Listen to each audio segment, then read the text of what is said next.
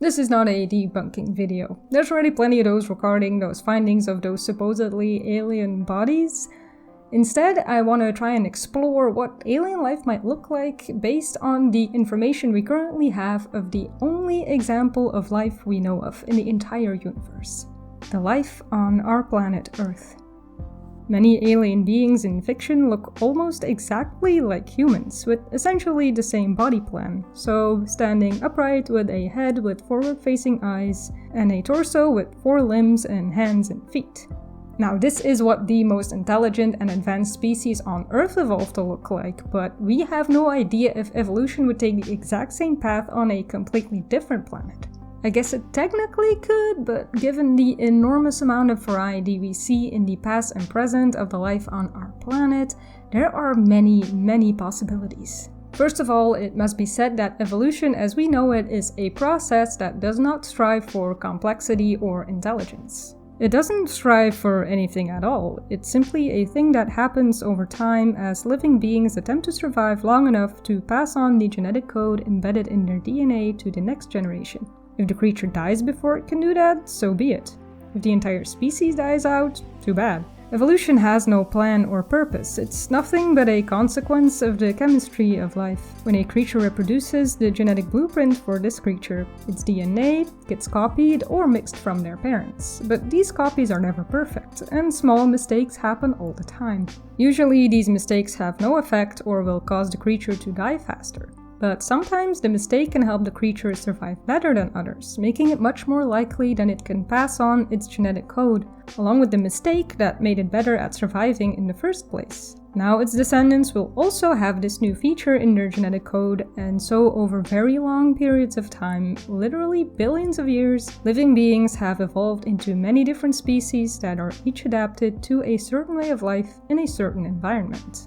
There's no reason to assume evolution would work any different on a different planet. That being said, the origins of life on Earth are still shrouded in mystery. We know how life works and what it's made of, but as it is, currently, we have no idea how a bunch of random chemicals floating in a puddle of water started to organize into something alive. Clearly, it's something that's certainly possible because we're studying it and talking about it, and well, we're a part of it.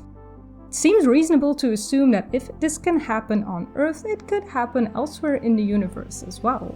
If the circumstances are good, life seems to develop rather quickly and easily.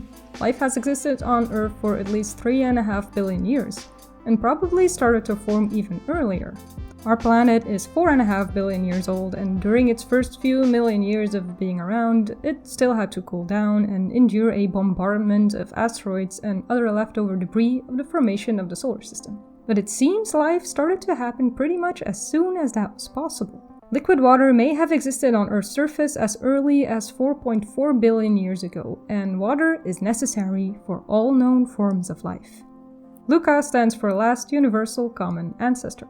It's hypothesized that this was a primitive organism that existed on Earth between 3.5 and 4.2 billion years ago, and every single living being that exists today is a descendant of this tiny creature. LUCA may not have been the first life on Earth, but if there ever were any other kinds of organisms, they all died out a very long time ago. Asteroid impacts may have seeded the Earth with the chemicals needed to form primitive life, including carbon, hydrogen, nitrogen, oxygen, phosphorus, and sulfur. Icy comets crashing into Earth provided the water needed to form oceans. Sunlight, or the warmth coming from hydrothermal vents deep in the oceans, provided the energy needed for complex chemistry to happen.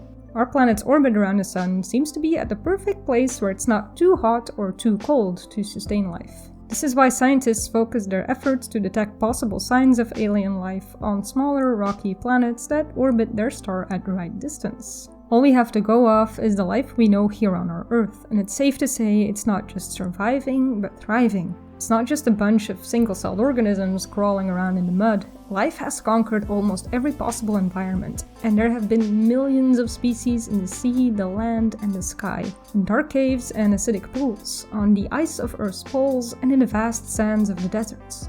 There seems to be no end to what life can adapt to. It has shrugged off a few extinction events, and it's always bounced back. Considering all of this, it would seem likely that life is not only possible on other planets, it could even be abundant throughout the universe.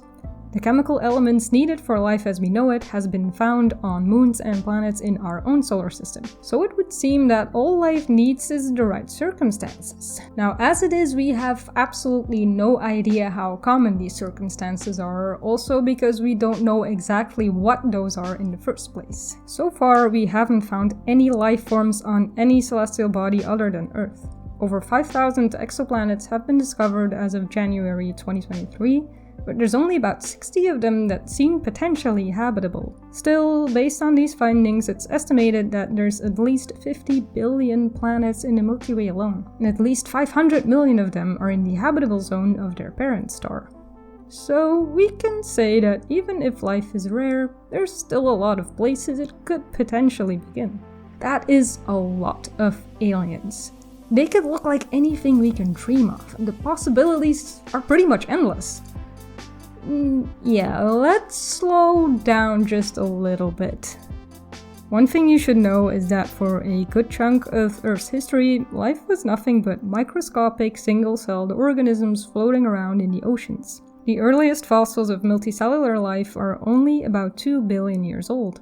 Now, it's highly likely that multicellular life existed before that, but they were simple and soft creatures, perhaps similar to slime molds, and their soft tissue wouldn't fossilize easily, unlike creatures with hard shells or bones, but those wouldn't show up for another billion years or so. Complex multicellular life, like plants and animals, have only been around for about 1 billion years, just 1/4 of our planet's history.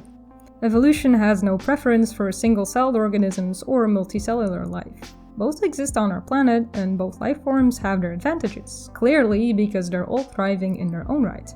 And single-celled organisms are still one of the biggest groups of living organisms on Earth. Only plants make up more of our planet's biomass, and animals really don't take up that much of all living beings that exist. Humans make up only 0.1% of all life we know of. As a matter of fact, the amount of single-celled bacteria outnumber the amount of human cells in your body. They are everywhere. Now, to be fair, bacteria are much smaller than human cells, so they only make up between 1 and 3% of your total body weight. So, keeping all this in mind, alien life could just be microbes floating around in an extraterrestrial ocean. If there's multicellular life, they could very well be simple creatures that might appear slimy or spongy, or colonies of blobs bathing in the light of their sun. If we discovered an exoplanet with alien life forms, that would be one of the biggest discoveries our species could make. But I do feel like that a lot of people would be like a teeny bit disappointed if that life would not be complex like animals or plants, let alone an intelligent species like ourselves. Given the popularity of complex, intelligent alien species in fiction, when you ask a regular person in the streets, what do you think of when you hear the word alien, their answer will most likely be a creature like E.T. or Yoda or Mr. Spock. So complex, intelligent beings, and most people aren't thinking about microbes or algae or slimes. But seeing as life on Earth was like that for the majority of its history, there might just be billions of planets out there that are just like that. And there's no guarantee life will evolve multicellular beings eventually, even if that happened here on Earth. Some unforeseen disaster might snuff out life before it ever gets the chance to go down that evolutionary path.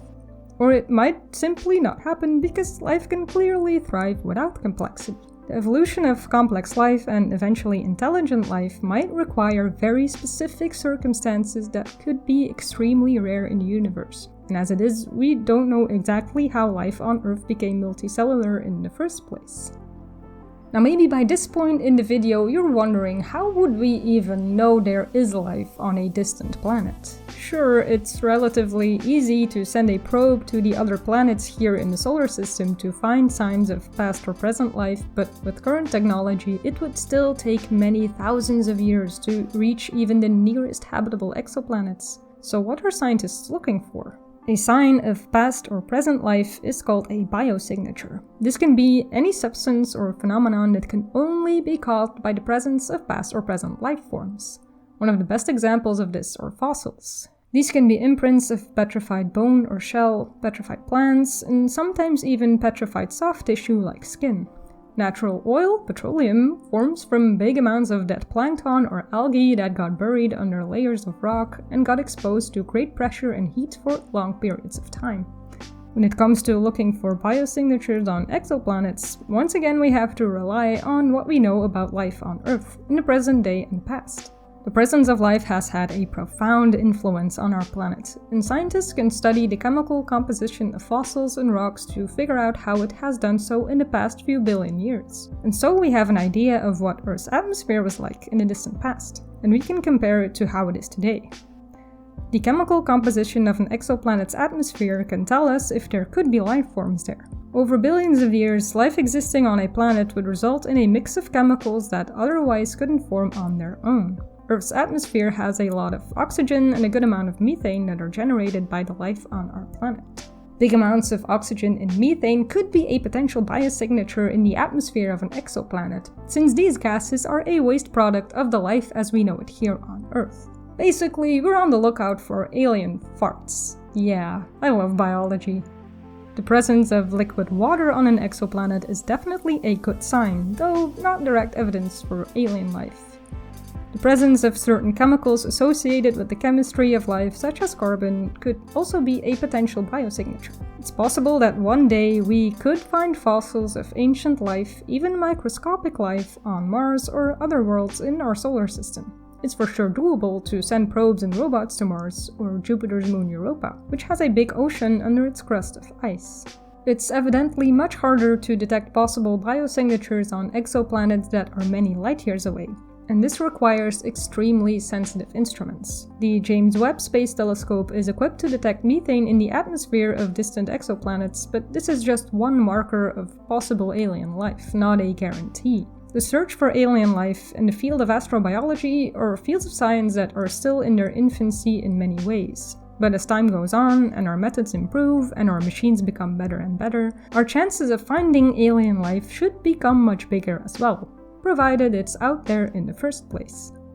And so there is a very real possibility that the first alien life we ever find are simple, microscopic beings. We know that bacteria on Earth can adapt to extreme environments, so planets that seem hostile to life are not completely off the table. The so-called extremophile species of bacteria have been found in sea ice and permafrost, deep in the oceans near hydrothermal vents far away from sunlight, in hot springs and mud volcanoes, in acidic pools and lakes and extremely salty lakes, in deserts and dry environments, and even in the microscopic spaces inside rocks. Astrobiologists are particularly interested in extremophiles because these creatures live at the limits of where life may be possible, and so this teaches us to look in unlikely places. Mars, for instance, is no place for life as we know it. It's too dry and cold, there's barely an atmosphere to shield any life forms from the sun's harmful UV radiation. But microscopic life may exist deep below the Martian surface, or in the ice at the planet's poles. Jupiter's moon Europa has a deep ocean below its thick crust of ice, and microorganisms that don't need mild temperatures or sunlight to live may exist near hydrothermal vents on the bottom of this ocean, or cling to the bottom of the ice. There may be pockets of liquid water in the crust, where bacteria may be found. Now, if we do someday find a colony of microscopic organisms deep in a cave on Mars, that would for sure be exciting and teach us many more things about life, but you can argue this is barely life, and it would be way more amazing to find a planet just like Earth, with oceans full of creatures and landmass teeming with life forms we can barely imagine. Bacteria are simple, and this is good because it's easier for them to adapt to extreme circumstances since they can reproduce quickly and evolve faster. But we love to dream of worlds just like ours, where it's probably much easier for life to evolve complexity. It's one thing to look for a second Mars or a second Europa, but we also want to know how life could evolve on a second Earth, a place where we know complex life could not only survive but thrive. What would an alien ocean, an alien forest be like? What could be crawling and running and flying in a place like this? There are many variables to take into account when it comes to guessing how life might evolve. What kind of star a planet orbits, a sun-like star or a red dwarf, or a double star system, the presence of a gas giant like Jupiter and where that gas giant orbits, Things like a big moon, plate tectonics, asteroid impacts, the exact chemical composition of the water and the atmosphere, the size of the planet and its gravity, who knows, even a specific place in the galaxy might make a difference. If even one of these factors is different, and that's a guarantee, then evolution could take a different path. If life is out there, it's quite likely that it will face similar challenges on other Earth-like worlds, and there will also be similar environments for it to adapt to. There's only so many possibilities within the constraints of the laws of physics. It makes sense to apply evolution as a universal law because it is a process.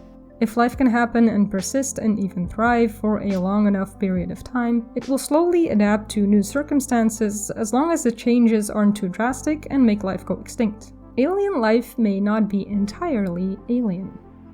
That being said, circumstances like on Mars or Europa may not be favorable for complex life to ever evolve.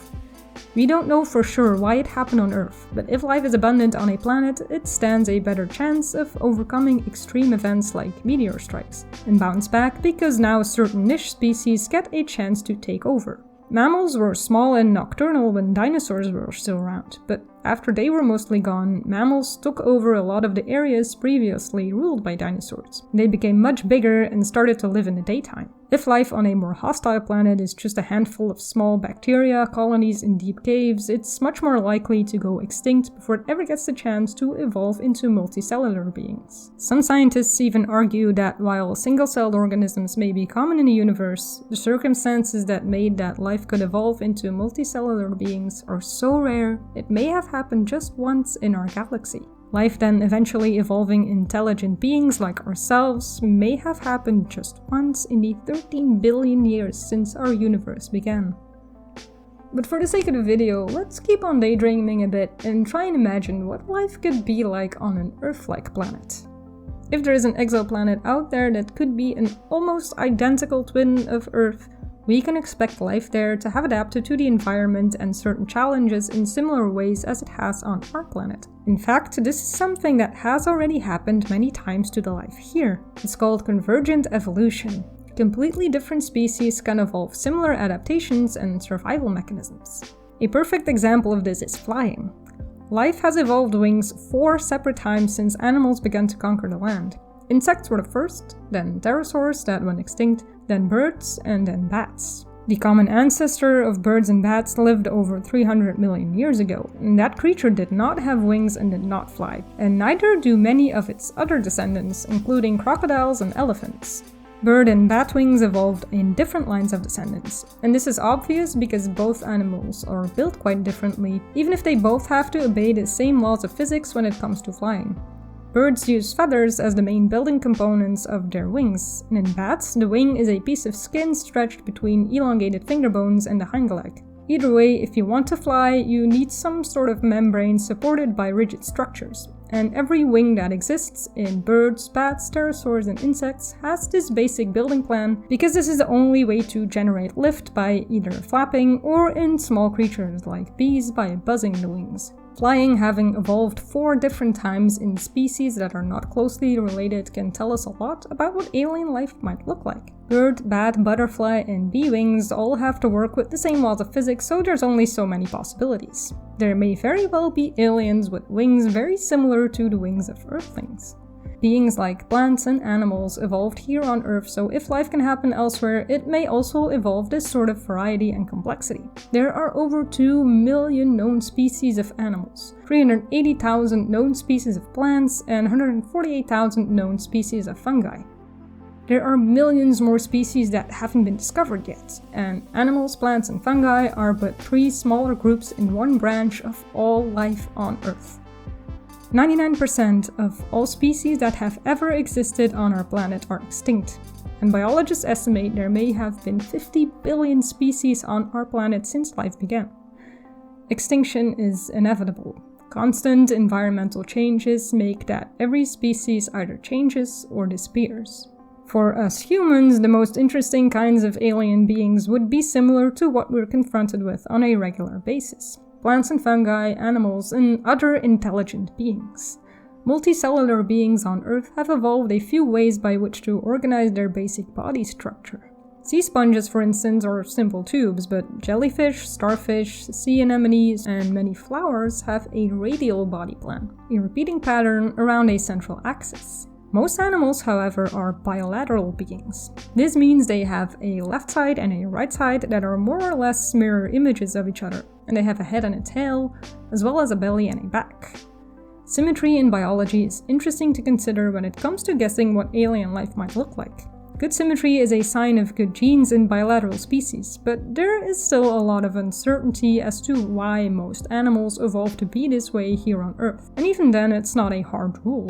The males of this crab species have one giant pincer to show off to females how fit they are, because if you can haul a massive pincer like that around all day, you must have good genes, and it helps to fend off competitors too. Flatfish famously have both eyes on the same side of their head because they lay flat and invisible on the sea floor, waiting for prey to swim by. Asymmetry gives these fish the advantage of having both eyes for hunting.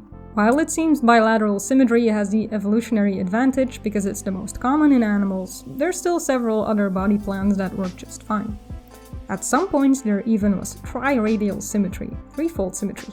The extinct primitive animal Tribrachidium heraldicum had a triradial body plan. So if the circumstances on a given exoplanet allow for radial and triradial beings to become the most common, who knows what they would look like after a few 100 million years of evolution. Tribrachidium species are completely extinct, but they were successful life forms on Earth for roughly 3 million years, and jellyfish and starfish still do just fine. We can only imagine what life would look like on a planet where most animals have a radial body plan. Surely beings that are similar to jellyfish and starfish might exist there, but if radial animals evolved like bilateral animals have on Earth, they would look very different. Animals here have numerous ways of moving around and detecting changes in their environment with their senses, and it's all controlled by their central nervous system. The nervous system, including the brain, is one of the most intricate and fascinating structures we know of. Many life forms get on just fine without one, but creatures with a nervous system and a brain are capable of incredible things, like seeing and hearing, flying, building elaborate dwellings, socializing and cooperating, all the way up to building rockets to travel into space with. On Earth, these things are fully in the realm of bilateral animals, but there doesn't seem to be a reason this would be completely impossible in radial animals. Jellyfish possess a simple nerve net that runs throughout their bodies rather than a central nervous system, but starfish have a much more developed nervous system with a nerve ring around their mouth at the center of their bodies, with nerves running along their arms. This system makes the starfish sensitive to touch, light, temperature, and the status of the water around them, and it can move around to find food or move away from danger. It doesn't have a brain exactly, but this basic system might just evolve into a central nervous system given the right circumstances. This has not happened on Earth, but it might just happen somewhere else. We can wonder what radial starfish-like beings would evolve for eyes, ears, legs, claws, or even wings. These creatures' central nerve hub or brain would be in the middle of their bodies, like how bilateral animals have all their important organs in their head and torso. Our eyes are quite literally parts of our brain sticking out through holes in our skull and skin, but radial aliens might have insect-like compound eyes that provide them with an all-round vision. They may be on stalks, or they may even be shaped like the eyes of this extinct trilobite species. Instead of even pairs of eyes, they might have 5 or 7 eyes, and they could have 5 or 7 limbs, just like starfish. Spiders on Earth have 8 eyes and 8 legs, so 2 eyes and 4 limbs is just one option. That works really well, but it's not necessarily better or worse. Rather, it depends on what works in the given circumstances. Nervous systems, brains, and complex senses supported and protected by bodies that provide a means of moving around to find food and potential partners and explore may very well be things that evolve naturally everywhere in the universe. We can observe here on Earth that these mechanisms have been very successful in many complex living beings for many millions of years. The building plan of these bodies may be very different on a different planet, even if the basic mechanisms are very similar. And it doesn't stop there. The evolution of intelligence is particularly interesting. Humans have taken this evolutionary road the furthest, but there's plenty of animals that are intelligent to a high degree.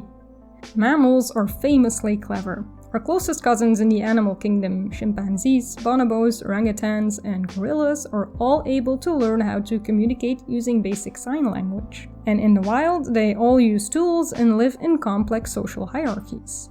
Gorillas even laugh, and bonobos and orangutans are known to have shown empathy to strangers, even other species. Elephants are also highly social mammals with incredible memories. They can remember migration routes and where to find water their whole lives. And there's more than one story of an elephant attacking a human for a wrongdoing that happened years ago. Elephants also mourn their dead. Dolphins are also able to use tools, and they even have names for each other.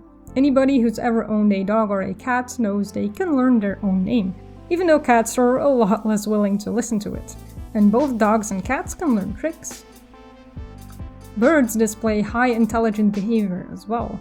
Ravens, for instance, have better planning skills than human toddlers. Crows can remember human faces and recognize certain people as friend or foe. African grey parrots are famous for their mimicking of human speech, but they can also understand many of the words they can learn to say.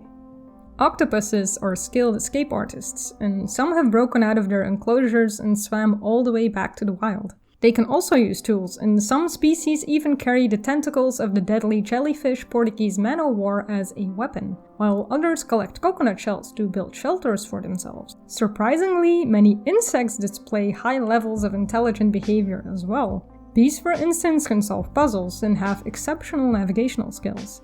One experiment found that bees can work out the optimal flight path to get to flowers, greatly reducing the time it takes to get there, and so their pollen gathering is optimized. This takes quite a bit of planning you wouldn't expect from a bee. The species of Portia jumping spiders show remarkably clever hunting behavior. Their favorite prey are other spiders sometimes twice their size, so they can hunt by ambush. Portia spiders can improvise by trial and error, and they can remember the new approach, so this is not something that is encoded in their DNA. They can take detours to find the best attack angle, and that can take them out of the line of sight of their prey, and sometimes they take up to an hour to finally strike. Their size does limit how fast they can process information, however. Portia are generally only 5 to 10 millimeters long, and their tiny brains only have 600,000 neurons. Whereas humans can work with 86 billion neurons. Still, it's incredible what these small spiders are capable of.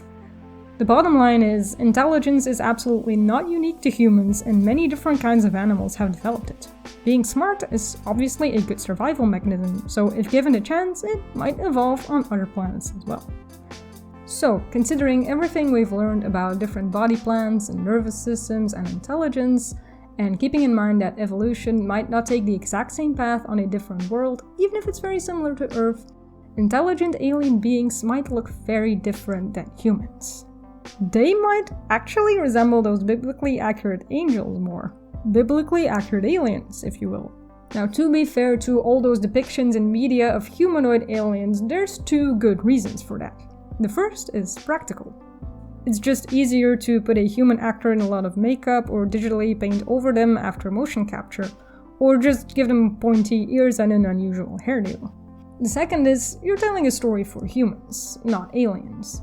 Humanoid aliens are easier to understand and empathize with if this is what the storytellers want to achieve. E.T., for instance, looks properly alien, but at the same time he also has very human traits. He's designed to look kinda cute. He's small like a child and has big blue human eyes. We're supposed to feel bad for him and bad things happen to him, so we can understand why Elliot and the other children want to help him and protect him. And so as a storyteller, you have to give him a few essential human traits so the audience can be moved by the story. Most fictional aliens that are the good ones in their respective stories look very humanoid for both practical and storytelling reasons. But if the alien is the enemy, they often look much more bizarre and monstrous. Jabba the Hutt is a giant slug-like being, and he's cruel to boot. The alien from Alien is downright terrifying, and this is by design. The human viewer is not supposed to like them and is supposed to be afraid of them.